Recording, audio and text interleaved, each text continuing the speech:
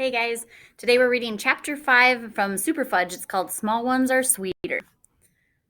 Our house, that is, Millie and George's house, is so old that the bathtub stands off the floor on legs, and the hot and cold water don't come out of the same faucet, so when you're washing your hands, you either freeze them or burn them. Mom says you're supposed to put the plug in the sink and mix the water in the basin, but that's a lot of trouble. We don't have chamber pots. The toilets actually flush. Outside the house is painted yellow and the shutters are white. The windows and doorways are slightly crooked. Dad says that's part of the charm of the house. I know better than to tell him what I think. Inside, the floors are wooden and they creak when you walk across them. Downstairs, there's a living room with a piano, a dining room with a table so big you have to shout to make yourself heard, a kitchen with pots and pans hanging all over the place, and a library where the walls are lined with books arranged according to color. There's a brown leather section, a green leather section, a red leather section, and a tan leather section. Upstairs, there are 4 bedrooms, all in a row, and everywhere you look, there are fireplaces. There's one in every bedroom. There's one in the living room, another in the dining room, and still another in the library. There aren't any in the bathrooms or in the kitchen. My mother and father call the house fantastic, fabulous, unbelievable. I hear them talking to their friends on the phone, and those are the dumb words they use to describe this place. Our neighborhood is a lot like our house, old. Every house on the block is a lot like this one with a small front yard and a big backyard. In our backyard, we have George's rose garden and Millie's herb and vegetable garden.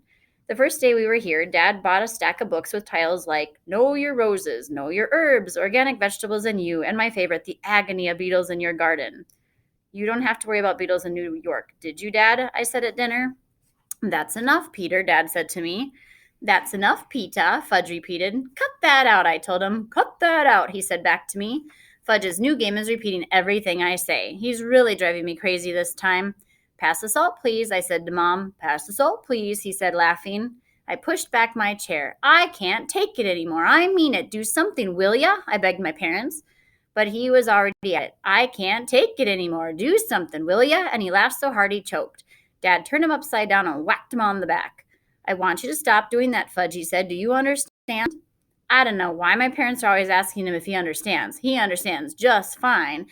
That has nothing to do with it. Fudge nodded. Because if you don't stop repeating everything that Peter says, I'm going to do more than just whack your back. Got it? I couldn't help smiling.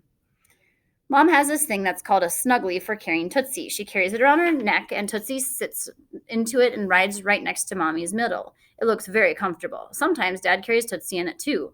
Mom says they didn't have these when I was a baby. I missed out on a lot of good things. Every night after supper, we walk into town, stopping at Baskin Robbins for ice cream. One night, Mom asked me if I would like to wear the sling and carry Tootsie. No, thanks, I said. I wouldn't be caught dead wearing a baby around my neck. Oh, Peter, you're so silly. Baskin Robbins is having a contest. They're looking for names for a new ice cream flavor. So far, I've suggested lemon lunatic, crazy chocolate, and miserable mint. After almost 2 weeks of hanging around the house, I actually met a kid my age. He lives across the street, but he was at scout camp when we first moved here. His name is Alex Santo, and he's going into 6th grade too. He's very small with hair that hangs into his eyes, and he's always wearing a t-shirt that says Princeton Class of 91. By the time I met him, he was so lonely and bored, I wouldn't have cared if he had 3 heads as long as he was my age and wanted to be my friend. Alex came over one morning and said, You want to go into business with me? What kind of business? I asked. Worms, he told me. Worms, I asked. Yeah, worms, he said again. Worms, Fudge said, jumping down the steps. Wormy, wormy, worms. Alex looked over at him. Don't mind him, I said. He's just my little brother. Oh, Alex said. So what do you say? Sure, I told him, having no idea what kind of worm business Alex was talking about. When do I start? How about now? Alex asked. Okay, what do I do? First, we dig them up. Then we sell them to Mrs. Muldoor down the street. She pays 5 cents a worm. What does she do with them? I asked. She doesn't say. Some people think she uses them for fishing. Other people think she uses them in her garden. Personally, he stopped and scratched his head. Go on, go on. I think she eats them, Alex said. I thought for a minute. Worm pie? Yeah, and worm stew and worm juice. Oh, yeah, and worm soup, I said, getting warmed up, and worm bread.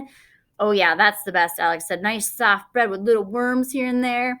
Yeah, you can make a really tasty worm and cheese sandwich on it, I said. We doubled over with laughter, laughing our heads off. And worm ice cream, Fudge said, jumping up on top of us. Yeah, worm ice cream, Alex and I said together. I decided that with Alex Santo in my class, Princeton might not be too bad. That afternoon, Alex and I went digging for worms. We rode our bikes over to the lake. It's easy to ride in Princeton because they have bike paths on every street. Alex had a pail and a couple of shovels, and we got to work. Finding worms was no problem. An hour later, we rode back to my house. Mrs. Maldora likes her worms clean, Alex told me, turning on our hose. Well, that figures if she's using them for cooking, I said. We left the pail of worms outside and went in for a drink. When we came out, Fudge was standing next to Tootsie's carriage, dangling a worm in front of her. Cut that out, I yelled, racing over at him. Why? She likes it, Fudge said. Watch. Alex and I looked into Tootsie's carriage. She laughed every time Fudge held up the worm. You're right, I said. She likes it. Hey, Mom, look at this. What is it? Mom called from where she was weeding Millie's organically grown vegetables. You've got to see for yourself, I called back. She came over, wiping her hands on her jeans. Watch, Mommy, Fudge said, and he took the worm from inside his back, behind his back, and dangled it over Tootsie's carriage. She smiled and gurgled, but Mom screamed, Get that thing out of here. Hurry up. Get rid of it now. It's just a worm, Mom. Don't you like worms? No, I don't. I really don't like worms at all, and I really don't want you to show me another one. Do you understand? Fudge put the worm on his arm and let it crawl up his shoulder. See, isn't he cute? I'm going to call him Willie, Willie Worm, and he'll be my very own pet. I'm going to sleep with him, and he can eat next to me at the table, and he'll take a bath with me. Fudge? Yes, Mommy. I told you I don't ever want to see that worm again, and you may not bring him in the house, and you may not hold him that close to Tootsie. Do you understand? You really don't like worms, Fudge said. That's right, Mommy said. I really don't. Why not? Fudge asked. It's nothing I can explain. Mom went back to weeding the garden. Fudge followed her. Is your family always like this? Alex said. You haven't seen anything yet, I told him. On our way to Mrs. Maldor's house, I thought I remembered reading that worms regenerate when you cut them in half, but I wasn't sure. So I asked Alex if he'd ever tried that. Sure, Alex said, plenty of times. And what happens? Nothing. You get 2 little worms. Right, and if Mrs. Maldor pays you 5 cents a worm, a slow smile spread across Alex's face. I see what you mean, he said. How come I never thought of that? I didn't answer.